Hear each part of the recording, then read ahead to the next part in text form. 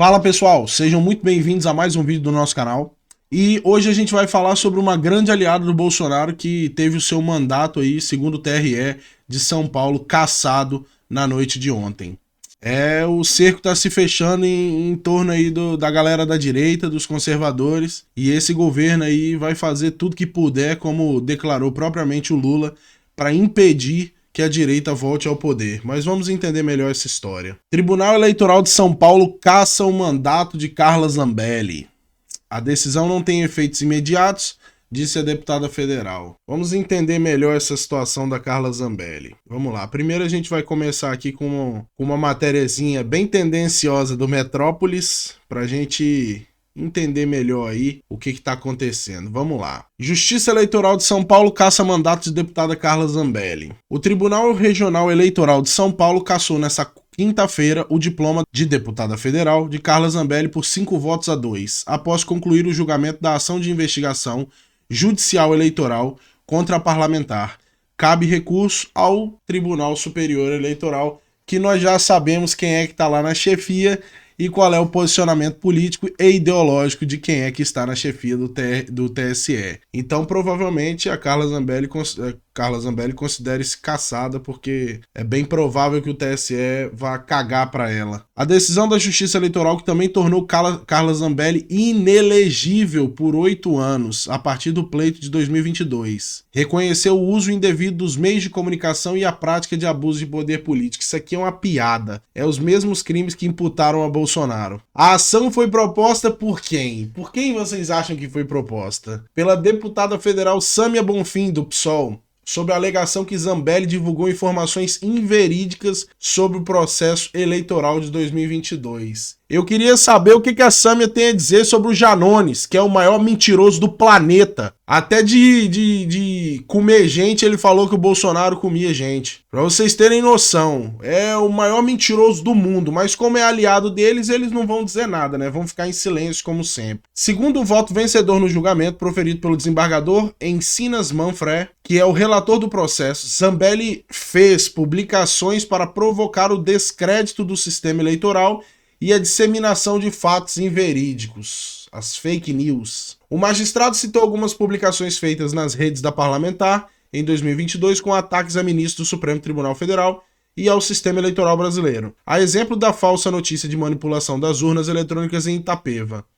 no interior do estado, durante a cerimônia de carga e lacração do pleito de 2022. Para o desembargador, as veiculações não foram mera transposição de notícias, mas configuram como abuso da liberdade de expressão e ato de evidente má-fé. Não é demasiado se reconhecer que as condutas da representada alcançaram repercussão e gravidade aptas a influenciar na vontade livre e consciente do eleitor e em prejuízo da isonomia da disputa eleitoral. Portanto, realidades justificadoras da cassação do diploma de deputada federal e da declaração de inelegibilidade, sanções a ela impostas por prática de abuso de poder político e uso indevido dos meios de comunicação, em conformidade com o artigo 22 do inciso 14 da Lei Complementar de 64 de 90, argumentou ali o desembargador e relator. A decisão da Corte seguiu o parecer da Procuradoria Regional Eleitoral, que se manifestou pela procedência do AIGE. O julgamento. De acordo com nota divulgada pelo TRE de São Paulo, o julgamento do caso começou em 13 de dezembro do ano passado, quando o desembargador José Antônio Encinas Manfré, relator do processo, votou pela cassação do diploma e pela inelegibilidade da deputada. No mesmo dia, o desembargador Cotrim Guimarães e o juiz Cláudio Langroiva acompanharam o relator, bem como o presidente do TRE de São Paulo, o desembargador Silmar Fernandes, que também vota nas ações que importem cassação de registro, anulação geral das eleições e perda de diploma ou mandato eletivo. No entanto, o julgamento foi suspenso devido ao pedido de vistas da juíza Mayra Cláudia Bedotti. Pessoal, eu vou falar um negócio com vocês aqui rapidamente. Se eles julgam que as informações que ela propagou, as fake news que ela propagou, tiveram tanto impacto assim, por que não anula as eleições e faz novas eleições? Não é só ela que fazia descrédito ao pleito eleitoral. Por que não fazer novas eleições?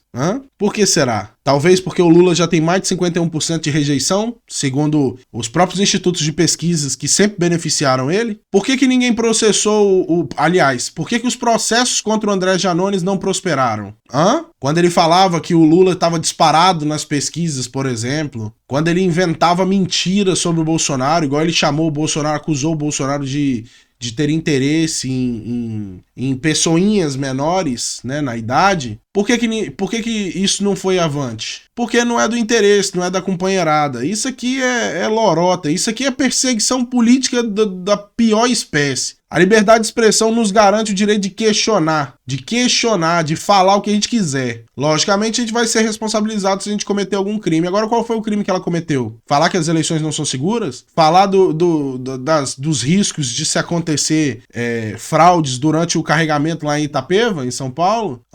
E os milhares de vídeos que circularam nas redes sociais? O TRE não viu isso? Então, isso é puxar sardinha para um lado e ponto. Quer queira você aceitar ou não. Iniciando a divergência, a juíza Mayra Cláudia Bedotti entendeu não caracterizados o abuso de poder político e o uso indevido dos meios de comunicação social e votou pela improcedência da ação. Segundo ela, no que toca ao abuso de poder, não há provas de que os vídeos publicados pela deputada e mencionados no processo foram suficientes para comprometer a lisura das eleições e a igualdade entre os candidatos. Tanto não é suficiente que as eleições não foram anuladas. Então isso aqui não faz o menor sentido. Quer dizer, condenam por um crime que ela supostamente cometeu, que atrapalhou as eleições, né? Se ela realmente atrapalhou, caça o mandato da Carla Zambelli. Isso mesmo, caça o mandato dela. Mas anula as eleições. Se o que ela fez atrapalhou as eleições, anula as eleições e caça o mandato dela. Esse seria o justo. Vamos lá. Já em relação ao uso indevido dos meios de comunicação social, a magistrada se baseou no entendimento do TSE, no sentido de que é essencial que se analise o número de programas veiculados, o período da veiculação e o teor deles, e outras circunstâncias relevantes que evidenciem a gravidade da conduta. O juiz Regis de Castilho acompanhou a decisão, enquanto o juiz Rogério Curri seguiu o entendimento do relator. Ou seja, isso aqui pra mim é simples assim. Se tá errado um e influencia, e esse um é acusado de atrapalhar ali, de influenciar no pleito eleitoral, caça o mandato dela, deixa inelegível por 8 anos, mas anula as eleições. Anula as eleições. Agora vamos ver aqui o que diz a matéria da Revista Oeste. Que nessa quinta-feira, o TRE de São Paulo cassou o mandato e tudo mais. Aqui tem a fala, que eu acabei de falar com vocês sobre isso, do relator. E a resposta da Carla Zambelli, tem um trecho da resposta que diz assim: fica claro que há perseguição política em nosso país. Contra os conservadores é visível como o sol do meio-dia. Reagiu a congressista. De acordo com Carla, a decisão não tem efeito imediato, por isso ela vai entrar com recurso a fim de preservar o seu mandato. Realmente, ela pode entrar com recurso, mas o recurso que ela vai entrar vai ser no TSE, e a gente já sabe quem são os ícones do TSE. Essa aqui é a nota que ela divulgou. Hoje, o TRE de São Paulo entendeu por anular os votos de 946.244 cidadãos paulistas e cassar o meu mandato de deputada federal. Essa decisão não tem efeitos imediatos e irei continuar representando São Paulo e meus eleitores até o encerramento dos recursos cabíveis. Fica claro que a perseguição política em nosso país contra os conservadores é visível como o sol do meio-dia. Continuarei a lutar todos os dias de minha vida ao lado de vocês, para que tenhamos a esperança de um Brasil próspero e digno para o povo brasileiro. Ou seja, ela que sinalizou que vai tentar, né? Porque o que as pessoas podem fazer é tentar. É igual o Bolsonaro, tantos recursos ali pedindo ao STF, ao TSE, na época das eleições e tudo mais.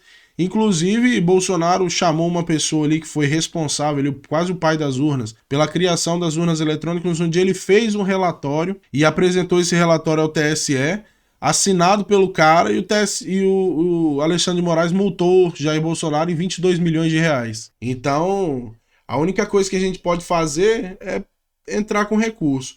Só que eu acho que o grande erro da galera da direita é exatamente esse, é achar que a esquerda vai jogar com as mesmas regras que eles jogam. E isso não vai acontecer. Eu não entendo por que uns são criminosos por fake news, são condenados por fake news, e outros não. Vejam isso. Não existiu rombo fiscal. Rombo fiscal existiu no governo passado. No governo passado, houve rombo fiscal de quase 2,6%. No nosso não houve. Aliás, se não fosse o Rio Grande do Sul, nós teríamos feito superávit pela primeira vez em muitas décadas. É importante lembrar, eu gosto de falar sempre isso, que eu já fui. Não quer dizer, não existiu superávit, não existiu rombo. Não existe rombo nenhum, é tudo coisa da nossa cabeça. Você pegou o governo Bolsonaro em 2023, você assumiu o governo com as contas controladas, a máquina pública enxuta e 54 bilhões em caixa. Em um ano você torrou todo o dinheiro e multiplicou por 3 o dinheiro que você tinha de caixa em dívida, em déficit. Ou seja, e você vira pra gente aqui e fala que não existiu rombo fiscal e que se não fosse o Rio Grande do Sul, vocês tinham tido superávit. Você não deve estar falando do mesmo Rio Grande do Sul, que quem ajudou foi o Marçal, foi o velho da van, quem ajudou foram eles, né? Porque o governo federal pouco fez. Inclusive a Janja tava dançando lá, ó, namastê na Índia, enquanto o povo tava morrendo, né? Essa parte aí eu acho que você esqueceu, né? Mas pronto. A gente vai ficando por aqui. Se inscreva no canal, ative as notificações, deixe o seu like pra me ajudar. Um grande abraço, até o próximo vídeo, fiquem com Deus e tchau!